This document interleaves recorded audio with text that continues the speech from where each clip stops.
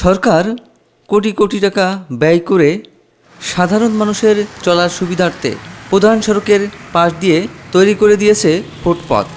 কিন্তু ঢাকার প্রধান সড়কগুলোর পাশের ফুটপাত হকার ও ভাসমান দোকানের দখলে থাকায় পথচারীদের ঝুঁকি নিয়ে মূল রাস্তায় তাদেরকে হাঁটতে হচ্ছে। ফুটপাত দখল করে দোকান বসানোর পাশাপাশি অনেক জায়গায় দেখা যায় ময়লা আবর্জনা ও মলমূত্র ত্যাগের কারণে পরিবেশ দূষিত হচ্ছে। ফুটপাতগুলো অবরুদ্ধ হয়ে পড়ায় নারী, শিশু ও সাধারণ পথচারীদের চলাচলে চরম ভোগান্তি পোহাতে হচ্ছে।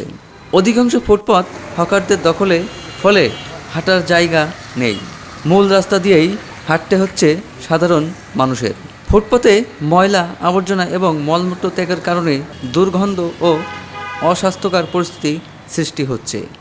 পথচারীরা ফুটপাত ছেড়ে মূল রাস্তায় হাঁটতে বাধ্য হওয়ায় দুর্ঘটনার ঝুঁকি বাড়ছে আরও বেশি।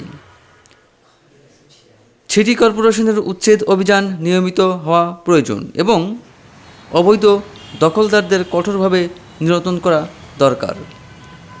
ফুটপাতে মলমূত্র ত্যাগ বা ময়লা ফেলার ফলে জনস্বাস্থ্য ও নাগরিক জীবনের স্বাভাবিক পরিবেশ নষ্ট হচ্ছে, যা নিয়মিত পরিষ্কার ও কঠোর আইন প্রয়োগের মাধ্যমে রোধ করা প্রয়োজন। রাজধানীর বিভিন্ন এলাকার সড়কে ফুটপাত দখল করে গড়ে উঠেছে অসংখ্য অবৈধ দোকান, ফলে প্রতিদিন পথচারীদের চরম দুর্ভোগ হচ্ছে। বাধা হয়ে অনেকে ঝুঁকি নিয়ে মূল রাস্তা দিয়ে পার হচ্ছে। বারবার উচ্ছেদ অভিযান চালালেও তাতে কাজ হচ্ছে না। দু একদিন পরই ক্ষুদ্র ব্যবসায়ীরা আবার ফুটপাত দখল করছে।